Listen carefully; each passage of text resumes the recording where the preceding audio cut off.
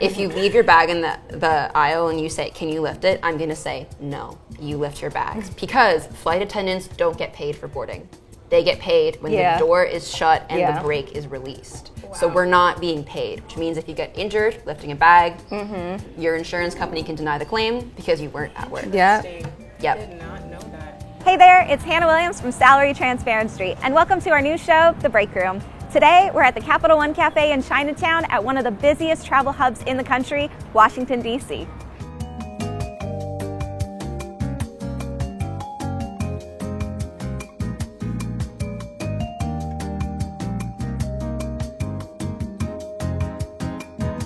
With recent headlines buzzing about pilot shortages, employee strikes, and planes needing a little extra TLC, the travel industry has been a hot topic lately. From the expertise of pilots to the graceful service of flight attendants, and not to forget the meticulous engineering minds behind the scenes, we've assembled a dynamic trio to shed light on the ins and outs of air travel. So fasten your seatbelts and prepare for takeoff as we explore the world of working in the travel industry. Careful, there might be some turbulence.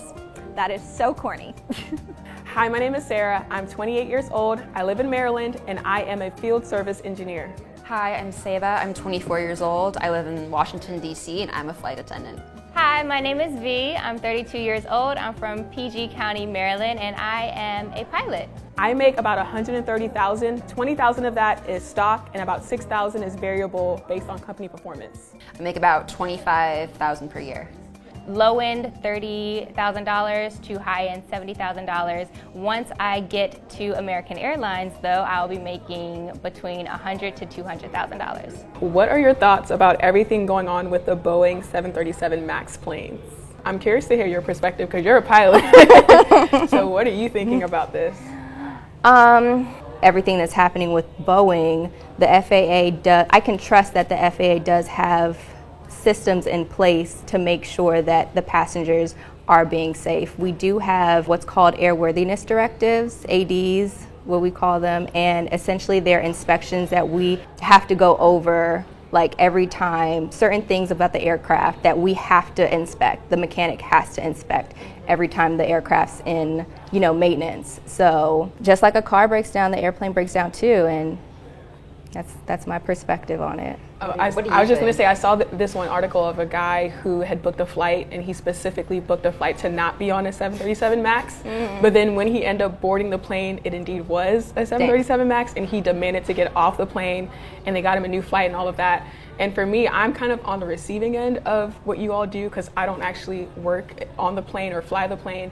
I'm a passenger on the plane, and I can understand the fear that people feel about not feeling safe, but as someone who works on machines and I have to make sure that they work, I do understand that as much as we do quality control, and quality control is so important, there are some times where there is human error. But in an industry like this, I also understand how the risk is so high, so we do have to make sure that we're checking our P's and Q's a second time, a third time, a fourth time, because it's lives that are at stake. So I get the fear and the outrage, but I also know, like you said, the FAA is really cracking down and saying, hey, you guys got to fix this. You got 90 days, make something happen, make something work. So I kind of see both sides, and I understand the complexity of the issue. For me, all of the safety stuff, including the Boeing incident that they had with Alaska, it's all Swiss cheese. It's like a stack of Swiss cheese. And so if you have a stack of Swiss cheese, it's very rare that the holes are going to line up, that something will be able to fall through.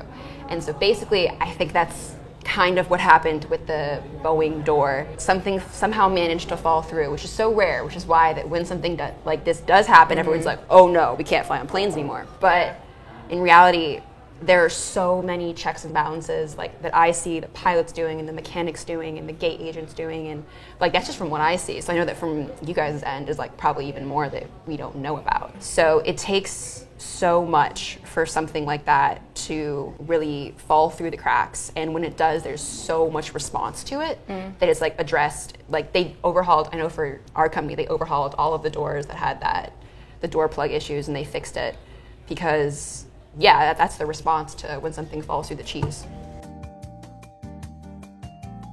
Do you think about being responsible for so many lives on a daily basis a lot? So for me, during training, I'm not thinking about that. I'm in the middle of training. I'm just like concerned with myself. But there would be times where my instructor would remind me of this exact question, like this exact scenario where like you got, 200 passengers in the back. Like, what are you going to do? There's turbulence. Like, what are you going to do? Your engine's out. What are you going to do? Those are things, it's real life. It's a real heavy weight on your shoulders. But you just, at the end of the day, it's a job, for like something I love to do, and I trust my abilities. Like, okay, I can fly in this. I've flown in this before. Like, there's nothing to worry about. But passengers don't know that. No. All they experience is the turbulence, the rain, all that. But that question definitely is in the back of my head all the time. I would say something very similar. It's kind of a job. So yes, there are the lives you're responsible for, but at the same time, like, I trust the pilots, I trust the mechanics, I trust everyone that they're gonna have their seatbelts fastened. They normally don't, but I do. I do. I don't know why people don't. Why you would ever take your seatbelt off unless you're going to the bathroom. Keep your seatbelt on.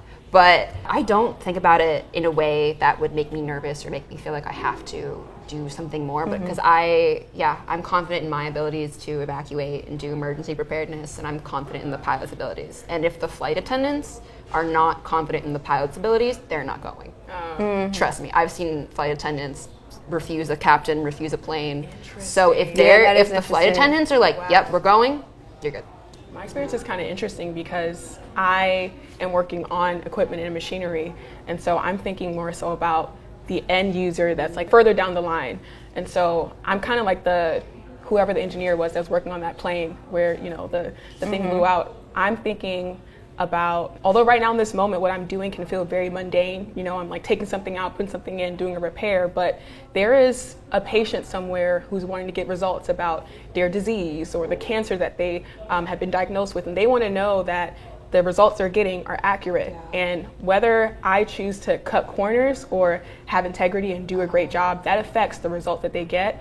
So when I'm somewhere in the lab by myself, or I have to have a long trip to travel somewhere, I always try to put that aside and think about the person that is going to be benefiting from what I'm doing. And that helps me to think about their lives. Like, okay, this is more than me just doing a job, but there is someone wanting accurate results from what I'm doing. So I do think about that.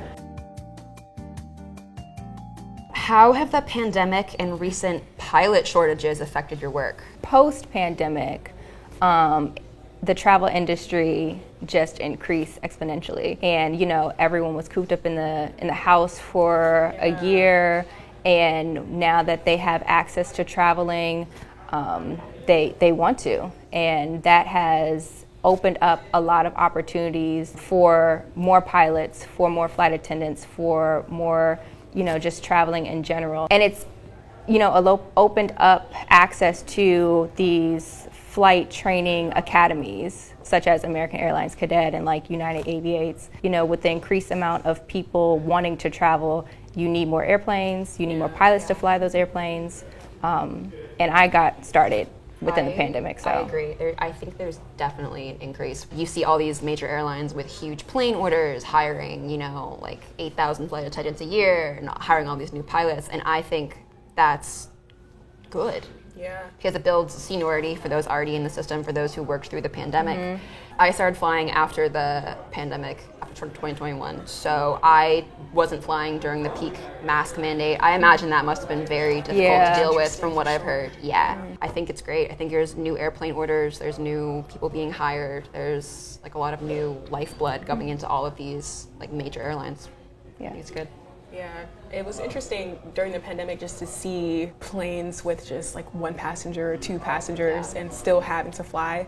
And now kind of, I guess, coming out of the pandemic into our new normal, I feel like everyone's awareness of like germs and bacteria, not wanting to be too close to people, has really shifted. Because even now there really aren't mask mandates anymore, but some people still wear a mask. Even at my company, like we can order masks, through the company if we don't feel comfortable not wearing them. So it's interesting to see how it's really shifted the culture around traveling. People are definitely more aware of just protecting yourself. Cleaning the seats, like extra level of cleanliness. So This probably should have been the standard all along, but I'm glad that we're getting here. Not that it had to take that to get here, but I'm glad that we're here nonetheless. But for me, it's good to hear that with us coming out of the pandemic, that there is now more opportunities for jobs for those who are looking to go into aviation. What are some of the travel and non-travel perks you get as part of your job? during the student pilot phase, you get 0 perks. Even if you're with a cadet academy, nothing. But when I do become, work at American, I will get what I like to call flight bennies. I'll get my flight bennies. All about the bennies. All about the All bennies. about the bennies. Yep. And I think that's the biggest perk right there. Like, I get to jump seat, being in the flight deck, and just the traveling. The access to the traveling is so accessible, so easy for me. Yeah, we get free standby traveling for us. We can jump seat. We fly on other airlines for free as well. And I think we pay taxes coming back into the U.S. on some international flights. I think there might be. Did I get that right? You're flying for free?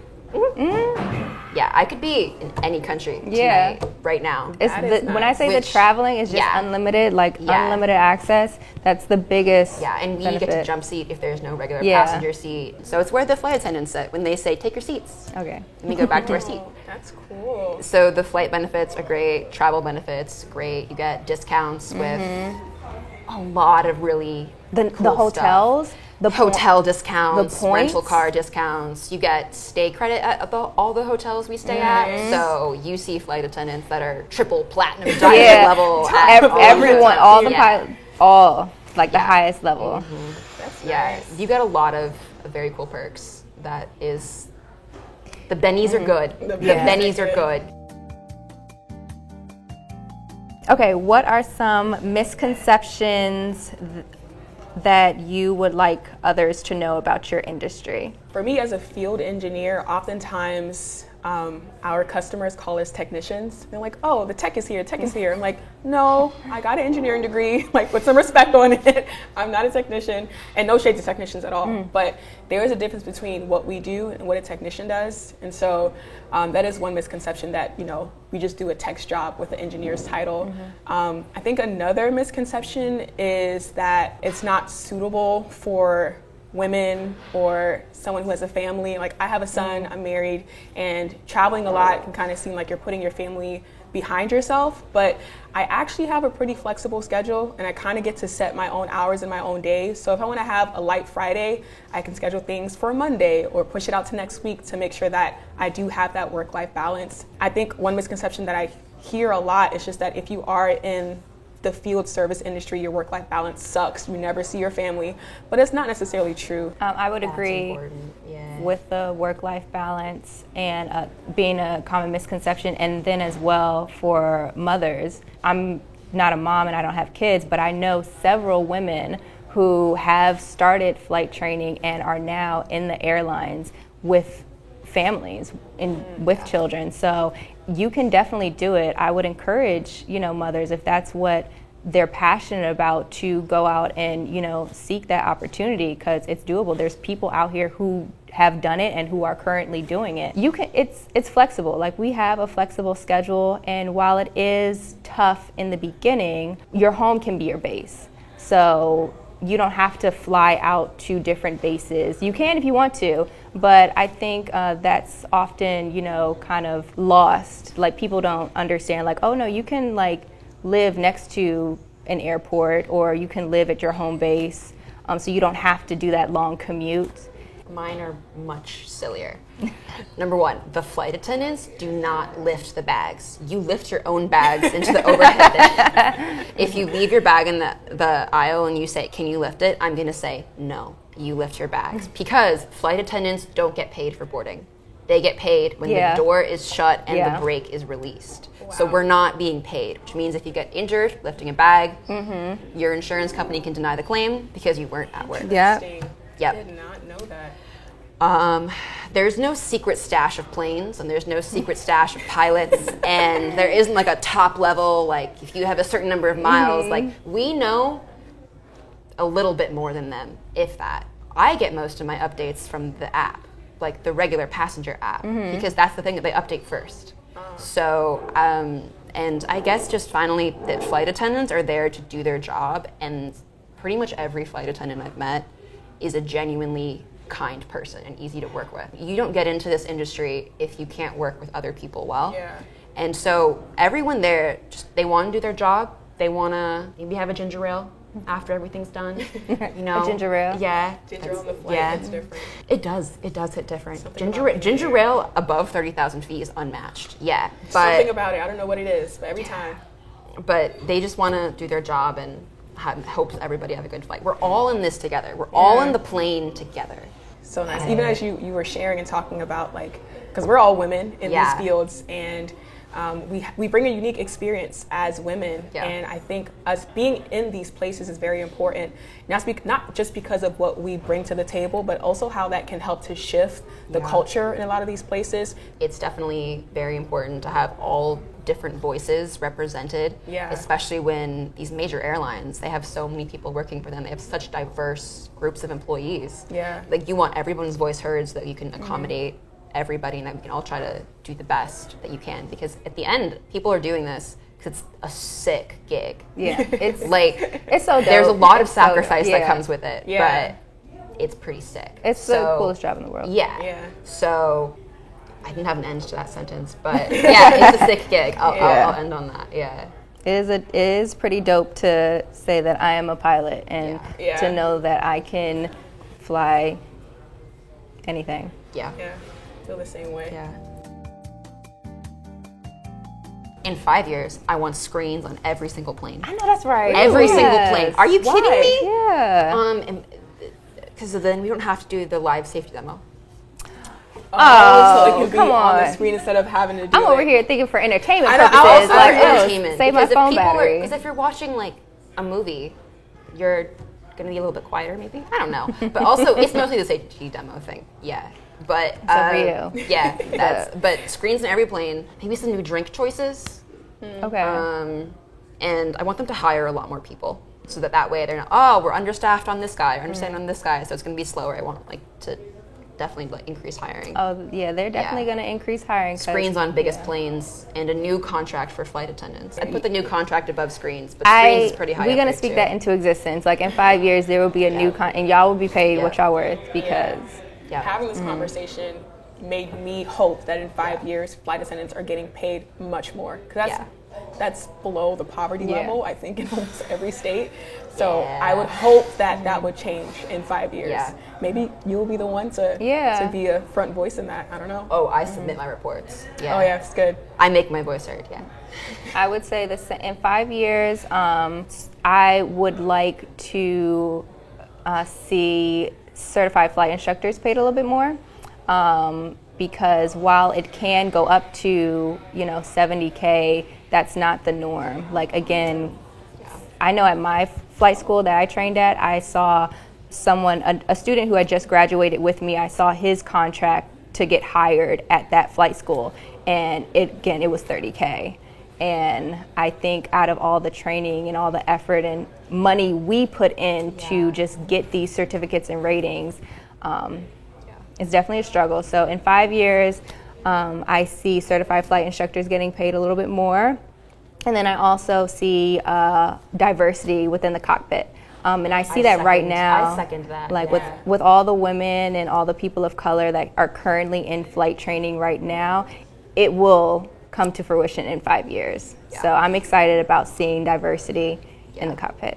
I kind of have a question for you all. Do you feel like there is transparency around like pay and salary in the aviation industry? Like, do you all talk about that amongst like your colleagues? All the time. Yeah, Oh, really? All the time. Like I said, my friend who graduated with me got hired at my flight school, and he showed me his salary and pay stubs. Yeah, like you'll see, hey, how come like you're on first year pay? How come you're making this and I'm making this? Like that's very common, because everyone is, with flight attendants at least, like everyone wants everybody else to make more money, because it's not coming from my pocket. So everyone wants everyone else to have like a good livable wage. Yeah, absolutely. That's really good. Yeah. I asked because before I graduated, I had people graduating a year before me who were going into similar industries, like being in the field engineers. And I remember asking, oh, how much are you going to make? And they were kind of like, oh, I'm not sharing that I was like, oh no, we don't talk about our salaries. Like that was my first introduction to the whole, I guess, just nuance around talking about pay and being transparent. And so I would definitely love to see that continue, just being more open and honest, so that one, we do know if we're being paid and compensated fairly, and we can advocate for ourselves if we are not. Exactly. I think that culture is really important. Exactly. Yeah, and I want people to know what they're getting into. Like, if anyone can ask me anything, and I'm gonna be completely transparent and honest, like, because I want you to know. Right. I've showed my pay stub to new hires. Like, this is your first trip. All right, this is how much I made my first month. Do not let them do this. Say you want this on this. Like, every flight attendants look out for each other, but it's like that in so many industries. Like, you want your coworkers to do well too. Yeah. That's interesting. Because of the nature of my job, we're all kind of like traveling to our own different silos. Like, I don't see my colleagues often at all because we're all somewhere else on any given day. So we're not talking about these things as much. But it makes me think, even for me, even though the culture is a little bit different, it just takes one person to kind of start that transparency. It's like, hey, how much are you making? Like, we've been here around the same time. Are you getting this? Are you getting that? Because you don't really know unless you have those conversations. So I love that you literally bust out your pay stub like, hey, this and I'll show you guys now if you want to see. But the company I work for also has very transparent pay rates based off year. It's seniority based. All of aviation is seniority. It's like posted. You can see it. And airlines will have their first officer pay for 1 year. It's all online, and it's very. It's known. It's known. And they want it to be known, and we want it to be known too. We want it to be known too. We just had a shift last year in my company where now you can see where you fall within the pay range for your job, whether you're on the lower end or the upper end or right in the middle. But it wasn't like that before. But it's now we're kind of like that's good though. We want more transparency. It's not a bad thing because more transparency comes more change. I think sometimes maybe. Executives assume that if there's more transparency, we may become unrealistic or start asking for things that we don't deserve, or just kind of getting crazy. But I think we just want what is fair. Like actually getting paid for what we are worth. And we're the ones at the grassroots doing the job. We know how much it takes. We know the sacrifice, like you mentioned, and so we just want to get fairly compensated for the work, the incredible work that we're putting in. I mean, you're literally getting people from coast to coast. You make sure they have a pleasant experience. People are treating you mean sometimes. It's the people treating you disrespectfully. And that should be a red flag for dating too. If someone you're with is mean to the flight attendant on the plane, it's a no. After the trip, absolutely. I don't get paid enough for this. But no, I love this culture shift towards more transparency. I think it's incredible for just the future of not more just our job, but jobs. More diversity. Yes. Thanks for watching The Break Room. That worked. We just had another phenomenal panel on The Break Room. We interviewed a diverse range of workers in the travel industry, which was so enlightening because they were able to share their experiences, see what they had in common, see what differences there might be, and also they cleared up so many misconceptions about their roles, especially flight attendants. I had no idea that they don't get paid until the brake is lifted, until that plane is moving, and they are not fairly compensated for what they do. It was so wonderful to hear them all talking about the value of transparency, especially in various roles and how they all differ. If you enjoyed today's panel, we would really appreciate it if you give us a like, comment, and subscribe so you don't miss next week's episode. See you later. Bye.